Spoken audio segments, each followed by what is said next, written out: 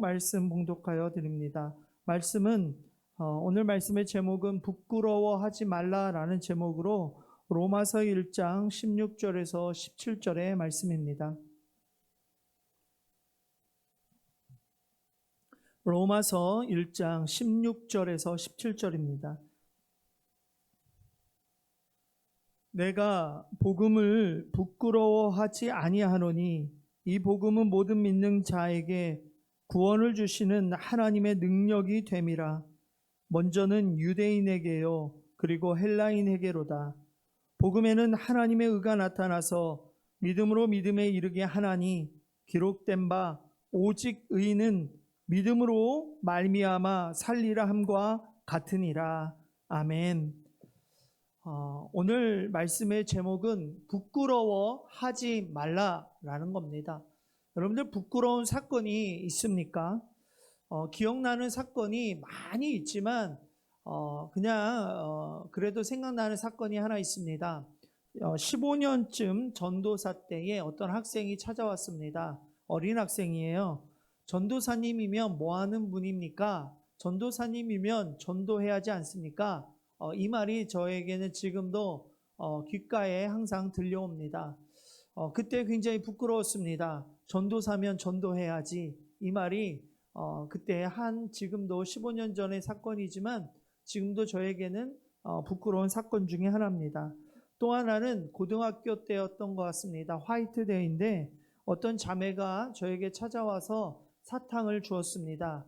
너무나 감사했죠. 근데 그 자매가 이렇게 했습니다. 그거 어떤 오빠에게 갖다 주라고. 그래서 굉장히 부끄러웠던 사건인데 지금도 그 오빠 이름은 박기옥이라는 형제입니다. 페이스북이나 유튜브를 보고 있다면 기옥아 잘 살고 있는지 모르겠다. 그 자매 이름은 안 하도록 하겠습니다. 왜냐하면 그 기옥이라는 형제와 다른 자매가 결혼했기 때문입니다. 여러분들은 어떤 부끄러운 사건들이 있습니까? 요즘 코로나 확산으로 인해 참 교회나 복음이 참 부끄럽게 됐다 이렇게 표현하는 분들이 참 많이 있습니다. 오늘 사도 바울은 이렇게 말합니다. 16절에 보면 내가 복음을 부끄러워하지 않는다. 나는 부끄럽지 않다. 복음은 사실 예수 그리스도입니다. 여러분들 교회나 복음이 부끄럽습니까? 예수 그리스도가 혹시 부끄럽습니까? 부끄러워하지 마시길 바랍니다. 복음은 유앙겔리온이라는 단어입니다. 기쁜 소식이고 하늘에서 오는 좋은 소식이고 그 유래가 어디에 있었냐면 남편과 아들이 전쟁터에 나갑니다. 근데 전쟁터에 나갔지만 그 생사를 알 수가 없었어요. 그래서 2달이고 석 달이고 어떨 때는 1년이고 2년이고 초조하게 기다리는 겁니다. 내 아들이 살았을까? 내 남편이 살았을까? 근데 어떠한 사람이 와서 성루에서 막 나팔을 부는 겁니다. 근데 성문 사람들이 막 모여요. 그 나팔 소리는 무엇이었냐면 승전보를 알리는 소식이었어요. 전쟁에서 승리했습니다. 그러면서 무엇이라고 말했냐면 어떠한 사람은 살았고 그런데 더 큰 승전보 소식은 무엇이었냐면 어떤 사람은 살았고 죽었다가 아니라 우리 모두가 한 명도 죽지 않고 다 살았습니다 하는 승전보를 울리는 겁니다. 그 승전보 소식에 환성이 터뜨리고 지금까지 있었던 걱정이나 근심이나 초조함이나 이것들이 다 무마되는 겁니다. 그것이 바로 유앙겔리온 복음의 유래가 되었습니다. 이게 부끄러울 수가 없습니다. 승전보를 누가 부끄러워하겠습니까? 내 아들이 살았다는데, 내 남편이 살았다는데, 지금까지 1년이고 2년이고 그렇게 초조하였지만 한 명도 죽지 않았고 다시 나팔이 울립니다. 그랬더니 저 멀리에서 내 남편이 보이고 내 아들이 보입니다. 그 안에서 끼얹고 울며 춤을 추며 축제의 분위기입니다. 이게 바로 복음의 유래였습니다. 예수 그리스도가 이 땅에 오시고 그것은 바로 승전보를 불리는 사건입니다. 복음을 우리는 부끄러워할 수 없습니다. 교회의 머리 대신 예수 그리스도를 부끄러워할 수 없습니다. 우리는 사실 축제의 분위기가 되어야 합니다. 십자가에 죽으시고 또한 부활하신 그 예수 그리스도, 그분 때문에 우리들은 막 나팔을 불고 순전보를 울리고 정말로 축제의 분위기가 되는 것이 바로 교회가 되어야 되고 우리의 신앙생활이 되어야 되는 것이 맞습니다. 여러분들에게 다시 한번 묻겠습니다. 부끄럽습니까? 정말 교회를 출석하고 예배를 드리는 것이 세상 사람들로 하여금 많은 핍박이 있기 때문에 혹시 부끄럽습니까? 복음 자체는 사실 부끄러워할 수는 없죠. 코로나19로 인해 많은 교회가 어려움을 겪고 있습니다. 현장 예배를 드리지 못하게 하는 어떠한 정부의 방침이 있기 때문에 드리지 못하고, 또 하나는 어떠한 한 사람 한 사람들의 그런 몰집각 같은 현상으로 인해 교회들이 비판받고 있기 때문에 참 교회가 좀 부끄러울 때가 있습니다. 그러나 우리가 생각할 때는 부끄러워하지 않아야 되는 것은 분명한 것은 복음과 교회는 부끄러워하면 안 되는 것입니다. 그 전에 대구에서 많은 확진자들이 일어나고 지금도 일어났지만 교회차를 타고 올 때 우리 청년들과 함께 많은 사람들이 타고 오면 괜히 그 교회차에서 내릴 때 보면 사람들이 쳐다볼 때가 있습니다. 그럼 괜히 이상하게 아무렇지도 않아야 되는데, 그전에는 교회차가 가득 차고 가득 내리면 아무 문제가 되지 않아야 되는데 괜히 요즘에는 교회가 많이 모이면, 또 하나는 교회차에 많이 타면, 또 하나는 교회에 성경책을 갖고 가면 이러한 것들이 부끄러움으로 다가올 때가 있습니다. 그러나 우리가 부끄러워하지 말아야 될 것은 복음만은, 교회만은, 예수 그리스도만은 부끄러워하면 안 되는 것입니다. 교회에서 예배드리며 교회에서 신앙생활을 하는 것을 절대로 부끄러워하지 마십시오. 이 복음을 부끄러워하는 마음이 들면 저의 마음이 아니라 하나님의 마음이 찢어질 듯한 마음이, 그 마음이 있을 겁니다. 너무 하나님의 마음을 아프게 하는 것입니다. 여러분들은 어디에 있든지 지금 온라인을 통하여 예배를 드리고 있는 그 장소라도 나는 복음만은 부끄러워하지 않겠다. 나는 교회에서 예배 드리는 것만큼은 내가 부끄러워하지 않겠다.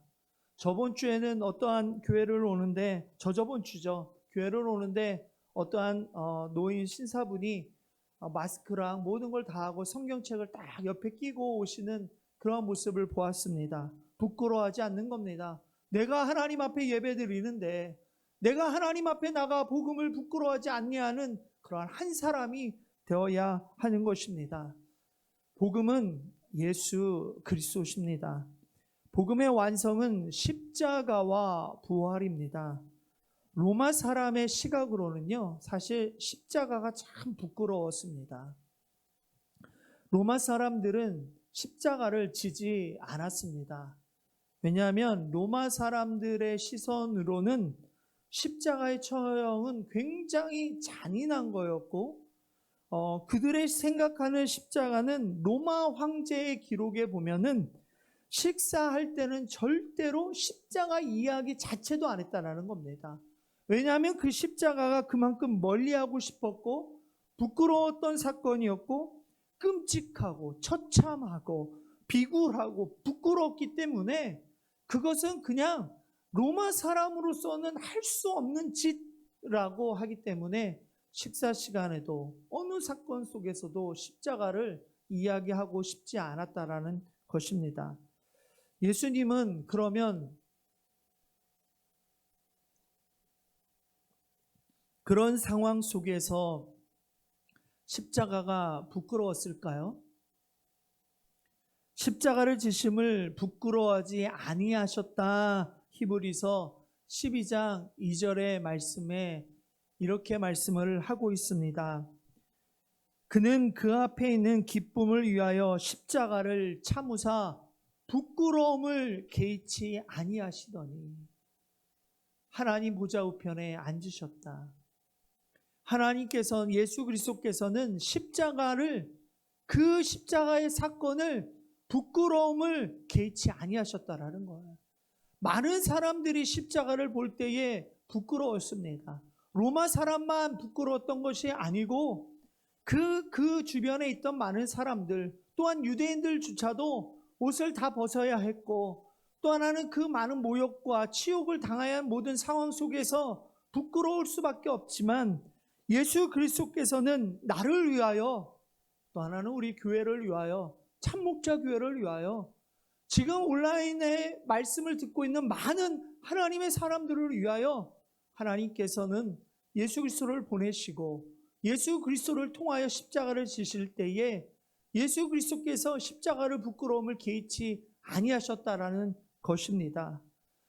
내가 부끄러움을 당하지만, 예수의 마음입니다. 내가 부끄러움을 당하지만 그 앞에 있는 즐거움을 향하여, 그 앞에 있는 즐거움이 무엇입니까? 천국 잔치죠. 당연히 찬양을 하며 지낼 것을 생각하니, 하나님과 내가 또한 보낼 것을 생각하니, 많은 사람과 함께 내가 즐겁게 주님 앞에 찬양할 걸 생각하니, 많은 사람을 구원할 걸 생각하니, 나의 자녀를 사랑할 걸 생각하니, 나의 자녀가 천국 갈 걸 생각하니 부끄러움이 개의치 아니한 겁니다. 나를 위하여 십자가 지시고 교회의 머리 되신 그분 때문에 내가 살아있고, 내가 그분 때문에 천국 가고, 내가 그분 때문에 찬양하고, 내가 그분 때문에 나중에 영원한 생명을 얻을 것인데, 혹시 복음이 부끄럽습니까? 교회를 부끄러워하면 되겠습니까? 그 진리를 알았던 사도 바울은 오늘 이렇게 얘기를 하는 겁니다. 내가 복음을 부끄러워하지 아니하노라. 내가 교회를 부끄럽지 않게 하노라. 내가 복음을 부끄럽지 않겠다. 사실 사도 바울은요, 복음이 참 부끄러웠던 사람이에요. 왜냐하면 디모데전서 1장 3절, 13절에 보면 그는 복음이 너무나 부끄럽고 너무나 복음이 싫어서 내가 전에는 비방자요, 박해자요, 폭행자라까지 얘기를 합니다. 그는 싫었던 사람입니다. 십자가 사건이 정말 싫었던 사람이에요. 그래서 사도행전 8장 3절에 보면 이렇게까지 얘기를 합니다. 사울이요, 교회를 잔멸합니다. 그리고 각 집에 들어가 남녀를 끌어다가 옥에 가두어 버립니다. 이 사도 바울을 생각할 때는요, 자기가 복음이 너무나 부끄럽고 너무나 싫어서 비방했고 박해했고 폭행했고 완전히 교회를요 잔멸하기까지 합니다. 사울은요, 예수 믿기 전에 너무나 예수 믿는 사람이 싫었던 거예요. 극도로 미웠습니다. 남녀노소를 가리지 않고 감옥에 가두어 버립니다. 그때의 죄를 생각하면 사도 바울은 너무나 힘이 든 거예요. 너무나 부끄러운 거예요. 그래서 뭐라고 말하냐면, 사도 바울은요, 자기가 디모데전서 1장 15절에 보면 죄인 중에 내가 괴수다, 내가 괴수다라는 말은 수장이다, 이런 말입니다. 내가 교회를 비방하고 박해하고 폭행하고 했던 것들, 내가 교회를 잔멸하고 했던 것들을 내가 지금 생각하니 너무나 부끄럽고, 내가 괴수였구나, 내가 수장이었구나, 야, 이렇게 생각하는 겁니다. 근데 너무 그를 미워할 필요는 없습니다. 왜냐하면 그는 알았어요, 이제는. 그래서 뭐라고 고백하죠, 오늘? 복음을 부끄러워하지 아니하노라. 저는 이렇게 생각합니다. 요즘에도 아직 예수님을 만나지 못한 사도 바울들이 있을 수 있다라고 생각합니다. 복음을 잘 알지 못하고 핍박하고, 복음을 잘 알지 못하고 교회를 잔멸하고, 복음을 한없이 부끄러운 것으로 알아가고, 어떤 사람들은 그리스도인들을 심하게 핍박할 때는 사도 바울도 이렇게 생각했어요. 몹쓸 전염병이다. 저 사람들은 그냥 놔두면 복음이 전파될 것이다. 요즘에는 또 그렇게 생각합니다. 교회를 잔멸하지 않으면, 교회를 무너뜨리지 않으면 전염병 코로나19가 확산되고 퍼질 것이다. 무서운 바이러스로 생각을 합니다. 너무나 마음이 아프더라고요. 복음을 체험하고 난 후로는 그 복음을 사도 바울은 가장 자랑스럽게 생각했어요. 그래서 우리는 사실 저는 그래요. 마음은 아프지만 그들을 위해서 우리가 무엇을 해야 되냐? 교회를 향하여 비방하고 박해하고 폭행하는 자들을 위하여 우리가 그들을 위하여 반문하고 그들을 위하여 우리가 다시 한번 무언가를 하는 것이 아니라 그들을 위해서 우리가 도울 수 있는 건 기도하고 그들에게 나중에 복음을 전하는 것이 그들을 위해서 가장 도와줄 수 있는 일이라 생각합니다. 그래서 여러분들 오늘 말씀을 듣는 귀한 성도님들, 세상 사람들이 말하는 기독교에 대하여 또한 교회에 대하여 복음에 대하여 거기에 너무 연연하거나 또한 집중하지 말고 그 사람들 또한 너무 미워하지 말길 바랍니다. 인터넷에서 얼굴이 보이지 않는다는 이유로 막말을 하고 댓글을 쓰고 비방하고 폭행하고 또 하나는 어떤 사람들은 그런 말로 통하여 사람을 죽인다는 말도 굉장히 많이 있습니다. 마음이 너무나 아프지요. 우리는 그들을 향하여 기도해야 하는 것입니다. 저는 그저께인가요? 또 인터넷 댓글을 보면서 굉장히 마음 아픈 사건이 하나 있었습니다. 무엇이었냐면 용인에 90세 어떠한 할머니 분이 코로나19로 인하여 죽음으로 갔습니다. 돌아가셨습니다. 그 딸이 코로나에 걸렸던 것 같습니다. 근데 그 딸이 정확하게 나오지는 않지만 교회를 다녔던 것 같아요. 교회를 다녔던 건지 아니면 광화문 집회를 갔던 건지 잘 알지 못하겠습니다. 근데 그 댓글에 이렇게 나오는 겁니다. 딸 때문에 엄마가 죽었다. 딸이 죽였네. 또 어떤 사람들은 알지도 못하지만 교회 때문에 죽였네. 광화문 사건 때문에 죽었네. 저는 그 딸 또한 그런 말을 하는 것은 그 딸 또한 죽이는 겁니다. 저는 마음이 너무나 아팠어요. 그 딸이 교회를 다녔던지 광화문 집회를 갔던지 그가 어디에서 코로나19를 걸렸는지는 잘 알지 못하지만 그렇다고 그분을 향하여 막말을 한다는 것은 정말로 하나님 앞에서 또한 사람들 앞에서 돌이 된 자로 예의된 자로 정말 마음이 아팠다라는 겁니다. 우리는 그들을 위해서 무엇을 해야 될까? 우리도 막 그 댓글에다 말 써야 될까? 그렇지 않습니다. 아직 예수 그리스도를 만나지 못한 사람들이다. 사도 바울도 그랬다니까요. 복음을 부끄럽지 않게 하게 나는 부끄럽지 않다. 나는 복음이 자랑스럽다 했던 사도 바울도 아직 복음이 들어가지 못한 그때는요, 비방하고 박해하고 폭해하고 교회를 완전히 잔멸하고 전염병같이 생각했던 것이었습니다. 바이러스같이 생각했었어요. 그러나 그가 복음이 들어가고 예수 그리스도가 들어가고 하나님을 만난 그 이후로부터는 그는 복음이 자랑스러웠던 겁니다. 복음이 부끄럽지 않다는 것입니다. 그래서 여러분들 우리들은 지금 이 시기에 무엇을 해야 되는지 바로 말씀과 기도로 복음을 전하기에 준비된 자로 살아가는 것이 정말 하나님께서 원하시는 것입니다. 첫째, 우리는 그러면 복음을 부끄러워하지 말아야 되는데 고린도전서 1장 18절에 보면 이렇게 말합니다. 십자가의 도가 멸망하는 자에게는 미련하게 보입니다.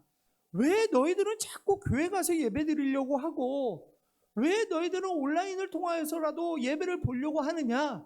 세상 사람들이 볼 때는요, 미련할 수 있습니다.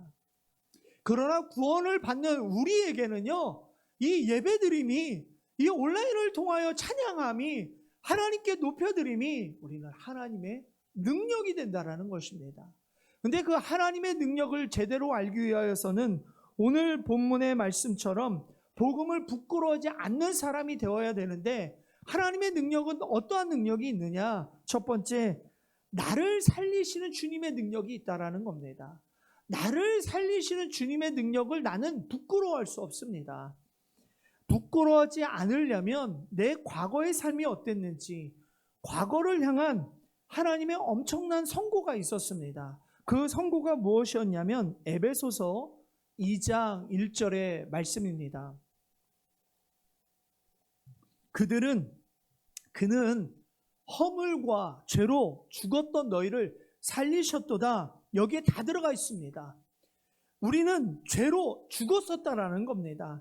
반드시 죽었다, 끝났다. 이것은 장례식을 치러야 된다는 말입니다. 암 말기 환자들에게 이 말을 한다는 것은 장례식을 치러야 된다는 말, 너무나 아픈 말입니다. 그런데 장례식 치르기가 아니라 완전히 그냥 죽었다라는 겁니다. 그냥 끝났다라는 겁니다. 무슨 위로가 필요 없습니다. 병원 치료도 필요 없고요. 어떤 민간 치료도 필요 없고 아무 치료도 필요 없습니다. 그냥 끝났다라는 겁니다. 우리의 상태가 이겁니다. 원래 죽었었습니다. 이 놀라운 선언이 나의 마음에 새겨질 때에 부끄러움이 없어져요. 내가 죽으려고 했던 것도 아니고요. 그냥 죽었었다라는 거예요. 성경의 죽음의 행동들은요, 이렇게 말합니다. 마귀를 따랐었고, 마귀의 노예자의 삶을 살았고, 또 하나는 내세를 거부합니다. 천국을 거부하는 거예요. 천국과 지옥을 거부합니다. 이게 죽은 사람들의 특징들입니다. 하나님을 거부하는 삶, 행동과 말을 여기에 비추어 보고 생각하고 해야 되는데 이게 전혀 생각하지 않는 삶, 이게 바로 죽은 사람들입니다. 점점 언론과 댓글은요, 비방과 박해와 폭행이 점점 늘어갑니다. 이건 죽은 사람들의 특징입니다. 마귀를 따르고 노예자의 삶을 살아가는 사람들의 특징들입니다. 왜 이런 형상들이 일어나는지, 왜 언론들이 저는 비방하고 박해하고 폭행하는지, 왜 교회를 잔멸하려고 하는지, 왜 그러느냐면 하나님을 점점 부끄럽게 하려고 하는 겁니다. 우리가 예배 드리는 거를 점점 부끄럽게 하려고 하는 거예요. 교회에 나가 나와서 함께 교제하고 하는 것을 점점 없애고 부끄럽게 하려고 하는, 저는 이것은 마귀의 정말로 계략이고 마귀의 책략이라고 생각을 합니다. 복음을 점점 멀리하게 합니다. 나 교회 다닙니다. 나 복음을 믿습니다. 나 천국 갑니다. 이게 정말로 부끄러워지게 하려고, 복음의 삶 전에 나를 묶어두려고 합니다.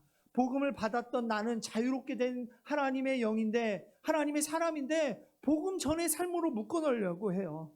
승전보를 울렸습니다. 예수 그리스도께서 야, 우리 전쟁에 승리했습니다. 승전보가 들리지 않는 그 전 단계의 삶, 아직도 나에게는 전쟁이고, 아직도 초조함이고, 아직도 걱정이고, 아직도 나는 그런 불안함 속에 살아가려고 하는 그러한 것들이 바로 비방과 박해와 폭해와 잔멸인 것입니다. 점점 나를 부끄럽게 만들려고 하는 그러한 모습들이 나는 요즘에 많이 일어난다라고 생각합니다. 너희는 살 수 없을 거야. 존재하면 안 되는 거야. 부흥하면 안 되는 거야. 예수 믿고 행복한 가정 꾸리면 안 되는 거야. 예수 믿고 함께 교제하면 안 되는 거야. 정치, 경제 회복하면 안 되는 거야. 너희들 너무 그렇게 잘 살면 안 되는 거야. 너희 싸우고 서로 비방하고. 여러분들 절대로 세상 사람들, 아직 예수 그리스도를 알지 못하는 사람들이 그럴 때는요, 우리가 기도하고 사랑할 수 있습니다. 교회 안에서는 절대로 그렇게 하면 안 됩니다. 어떤 댓글에 이렇게도 나옵니다. 나는 교회를 다니지만, 나는 예수를 믿었지만, 저는 믿지 않습니다. 그 말에. 여러분들도 절대로 나는 교회를 다니지만 이거는 아니야, 이렇게 말씀하지 마시고 그냥 잠잠히 참고 기다리며 기도하고, 누가 뭐라고 해도 그냥 기도하시고, 직장에서 뭐라고 해도 그래, 나는 아직은 그가 아직 예수 그리스도 알지 못하지.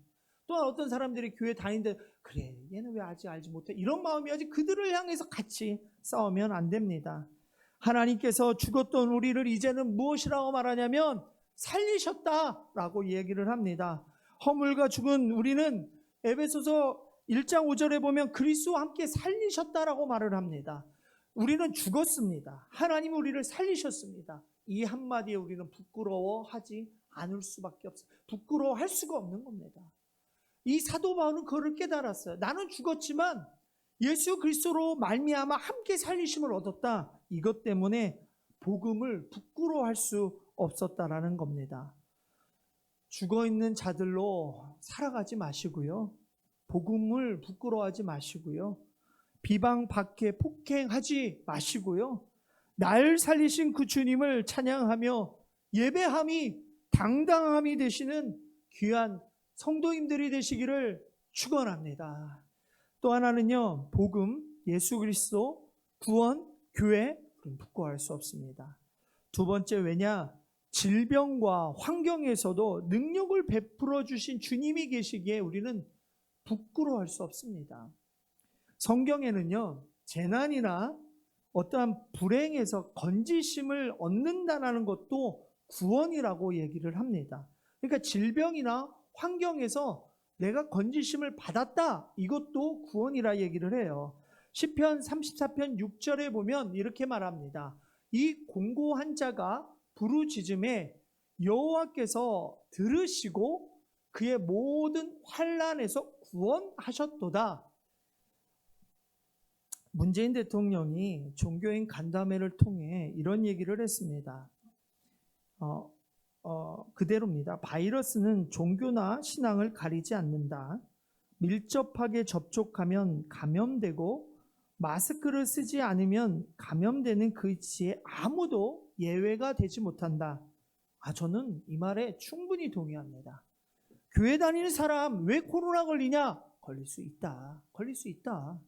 일반 은총 가운데 있기 때문에 비가 옵니다. 똑같이 비를 맞을 수 있다. 이겁니다. 해가 뜹니다. 똑같이 해를 볼 수 있습니다. 근데 문재인 대통령이 그 다음 한 단어, 그 다음 문장은 저는 동의하지 않습니다. 이렇게 얘기합니다. 예배나 기도가 마음의 평화는 줄 수는 있지만 바이러스로부터 지켜주지는 못한다. 이거는 아직 예수 그리스도를 알지 못하니까 하는 소리입니다. 저는 그렇게 생각하지 않습니다. 우리가 부주의로 인하여 코로나 걸릴 수 있죠. 일반 은총 가운데 있기 때문에 우리 걸릴 수 있습니다. 그러나 최선을 다해도 내가 방역을 다하고 최선을 다해도 걸릴 수가 있습니다. 그러나 우리는 믿어야 돼요. 무엇을 믿어야 되냐면 불안해하지도 말아야 됩니다. 옹추려 들지도 말아야 됩니다. 예방수칙을요, 교회 다니는 사람들은 남들보다 더욱더 철저히 지켜야 됩니다. 그 다음 하나님 도우심 구해야 합니다. 시편 91편 3절에 보면 이렇게 말합니다. 이는 그가 너를 새 상냥꾼의 올무에서와 심한 전염병에서 건지실 것이미로다. 성경이 말씀하고 있습니다. 전염병에서 건지실 것이라는 거예요. 전염병에서 우리를 6절에 보면 이렇게 말합니다. 어두울 때 퍼지는 전염병과 밝을 때 닥쳐오는 재앙을 두려워하지 아니하노라. 두려워하지 마십시오. 세상 사람들보다 더 철저히 지키고 마스크도 쓰시고 또 하나는 건강으로 몸을 어떠한 것을 다 면역력도 키우시고 하시되 말씀을 믿는 겁니다. 아직 문재인 대통령은 예수 그리스도를 알지 못해요. 우리는 예수 그리스도를 압니다. 하나님을 믿는 사람들이에요. 하나님을 믿는 사람들이라면 하나님이 지켜주신다. 이거 잊어서는 안 되는 겁니다.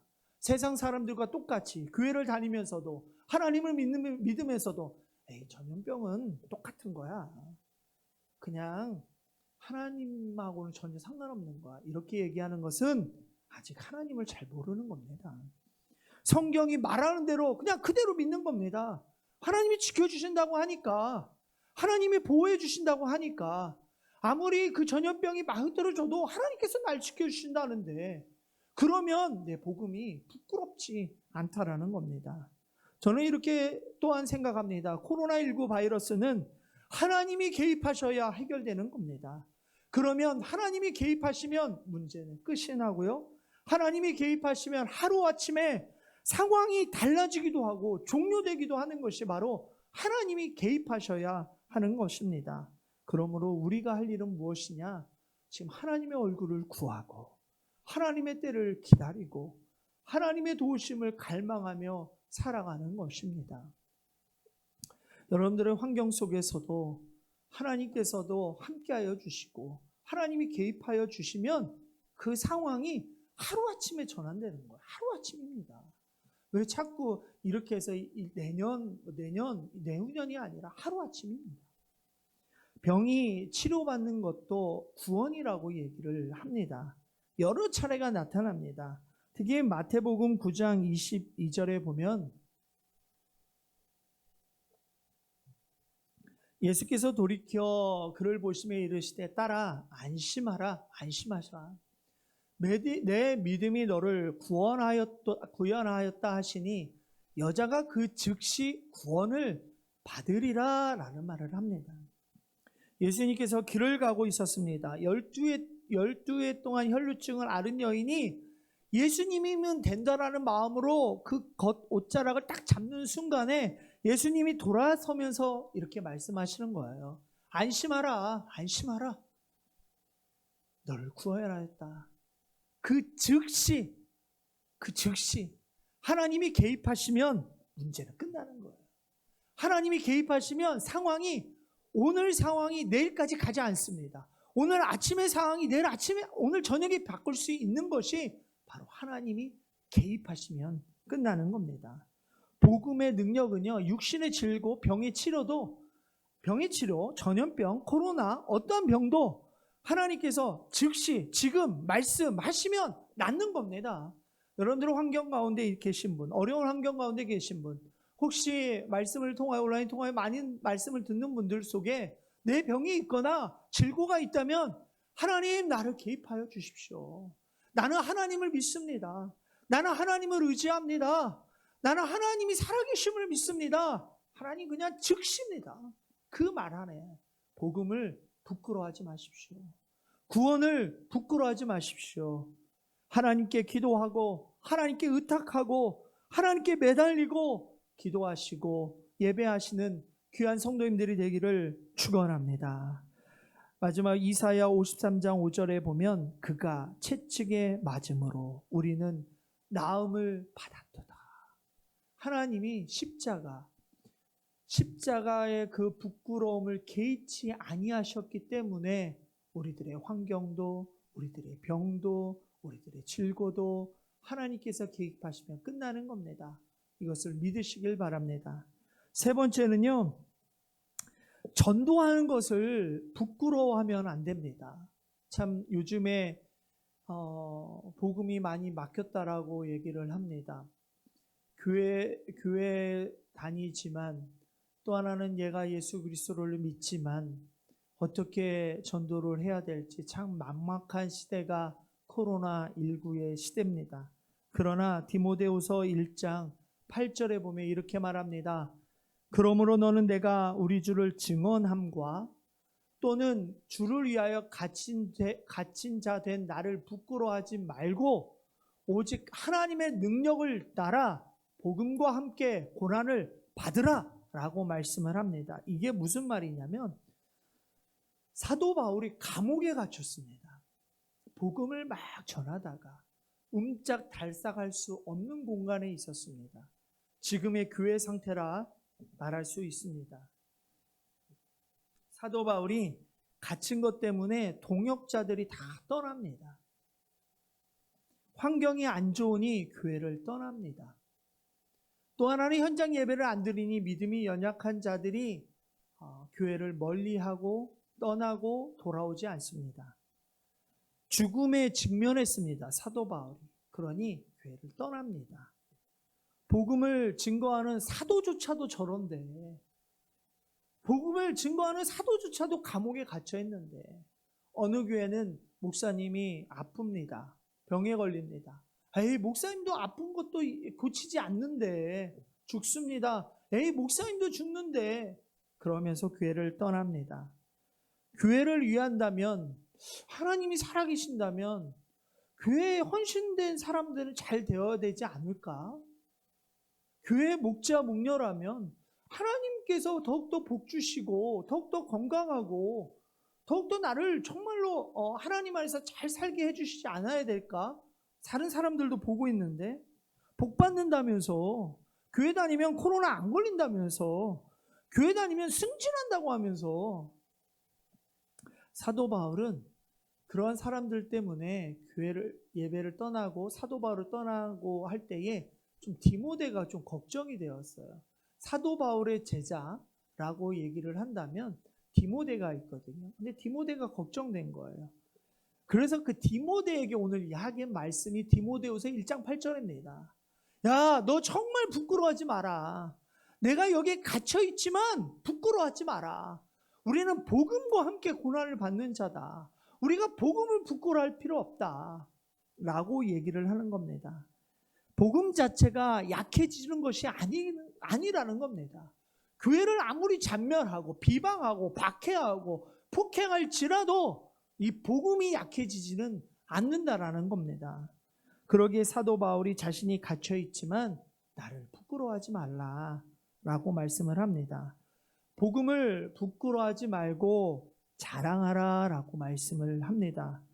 부끄럽지 않는 그 부분에 그치지 않는 것이, 그 부분에 그쳐서 살아가는 것이 아니라 이제는 내가 복음을 부끄러워하지 말고 자랑하며 살자. 그게 바로 복음과 함께 고난을 받자라는 것입니다.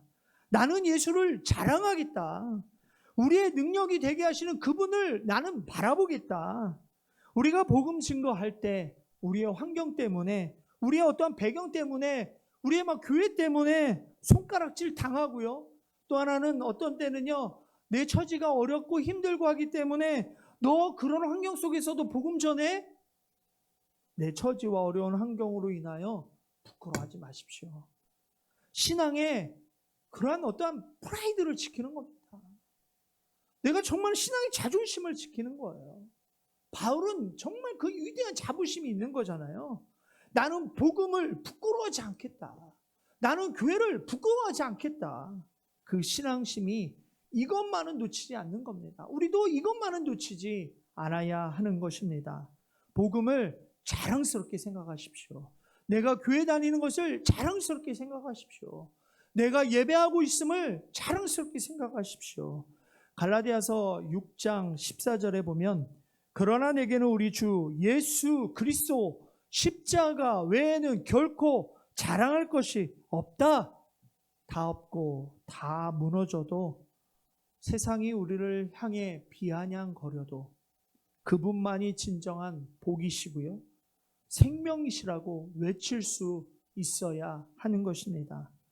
구약의 하박국의 고백은 그렇습니다. 내가 아무것도 없고 내가 성공하지 못하고 내가 아무리 어려운 환경에 있더라도 내가 가진 것이 없다 할지라도 내가 환경이 부유하지 않을지라도 아무리 나를 핍박할지라도 나는 여호와로 말미암아 즐거워하겠노라.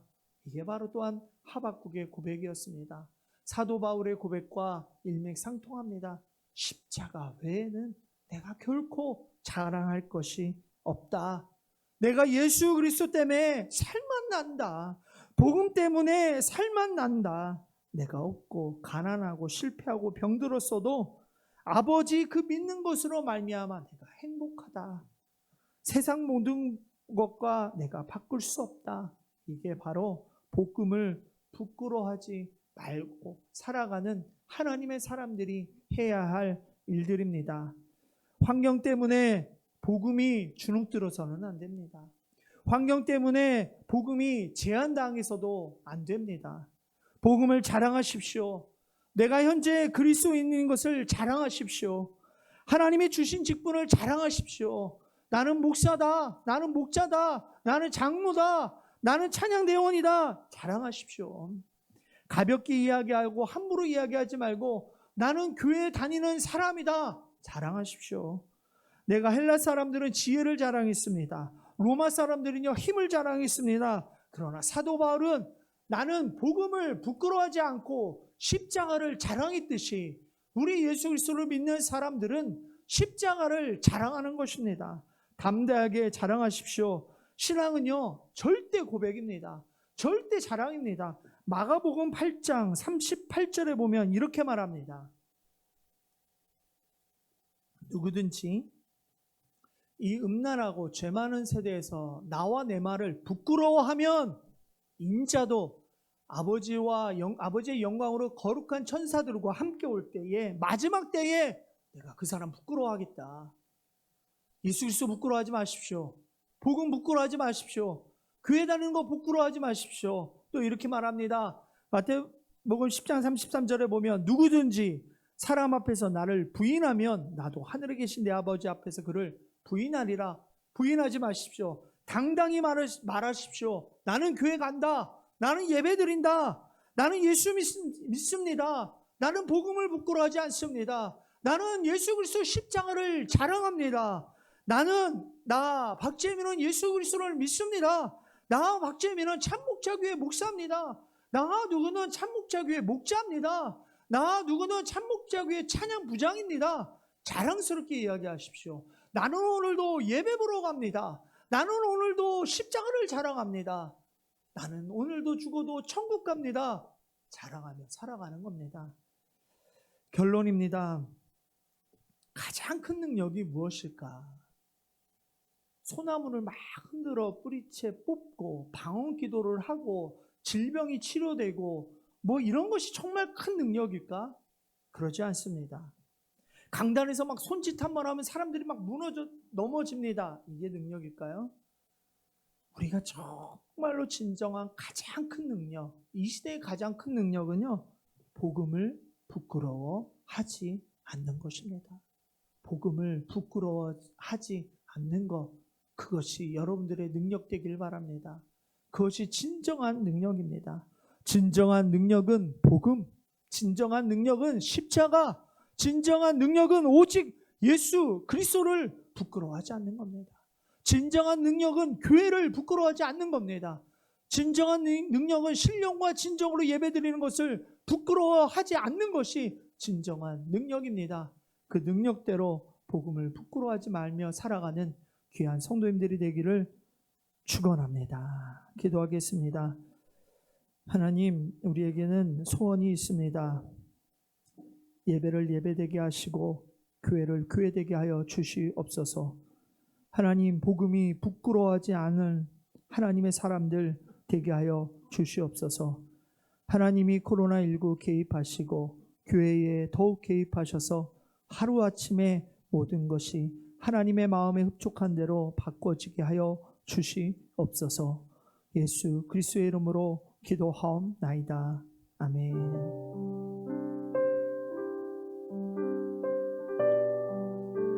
간절한 마음으로 찬양합니다. 우리에겐 소원이 하나 있네. 주님 다시 오실 그날까지. 우리에게 소원이 하나 있네. 주님 다시 오실 그날까지. 아멘. 우리 가슴에 십자가의 사랑, 주의 십자가 사랑, 교회를 사랑케 하네. 교회를 사랑케 하네. 주의 교회를 향한, 주의 교회를 향한 우리 마음, 희생도 있고요, 희생과 포기와 가난과 고난, 하물며 죽음조차 우리 막을 수 없네. 우리 교회가 이 땅의 희망인 것입니다. 이 땅의 희망. 교회를 교회되게, 교회를 예배되게, 예배되게 우리를 사용하소서. 우리를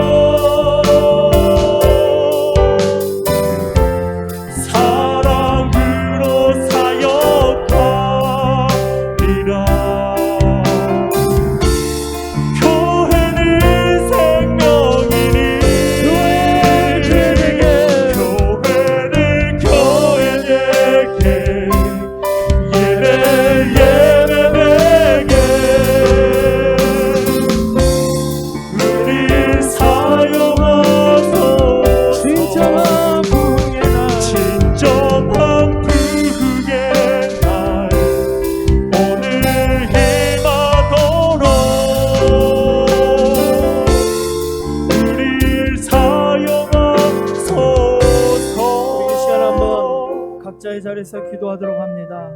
하나님, 내가 복음을 부끄러워하지 않고 자랑하는 자로, 교회를 사랑하고 예배를 사랑하는 자로, 또 하나님, 이 코로나19를 하나님께서 개입하여 주셔서 문제가 끝나게 하시고 하루아침에 상황이 달라지게 하시고 종료되게 하여 만백성을 구원해 주시옵소서.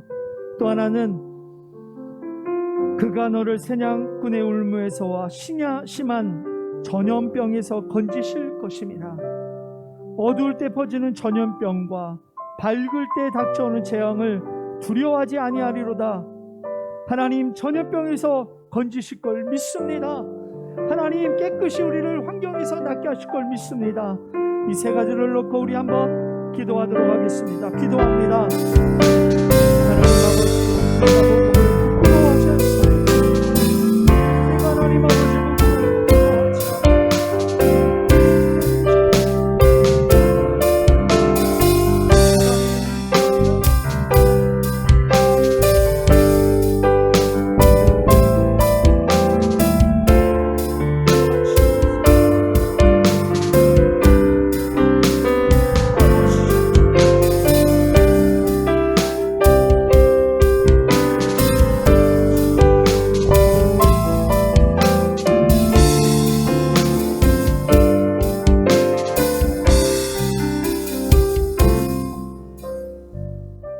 사랑하는 성도 여러분, 복음을 부끄러워하지 말고 자랑하며 살아가시는 귀한 성도님들이 되어 주십시오. 하나님께서 여러분들을 꼭 붙잡아 주실 것입니다.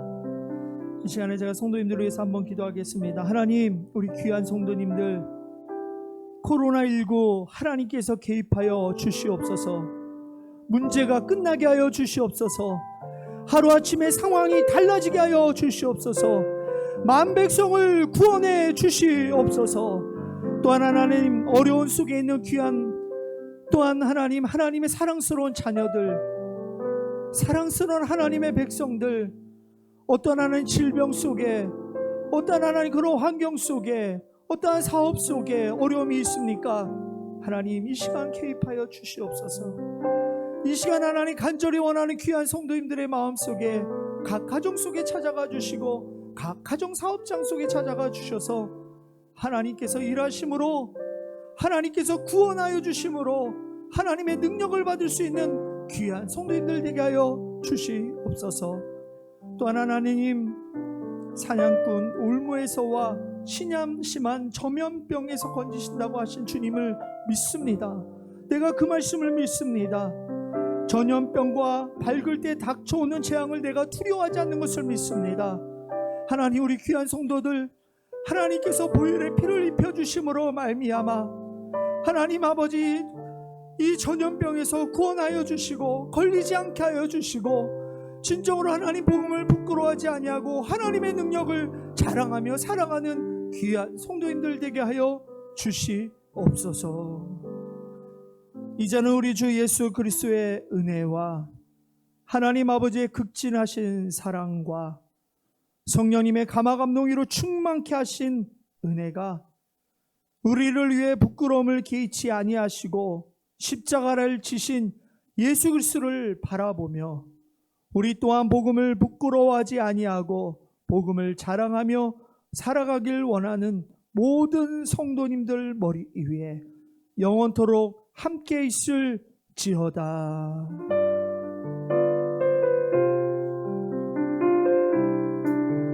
우리에겐 소원이 하나인데 주님 다시 오실 그날까지 우리 가슴에 새긴 주의 십자가 사랑, 나의 교회를 사랑케 하네. 주의 교회를 향한 우리 마음, 희생과 포기와 가난과 고난,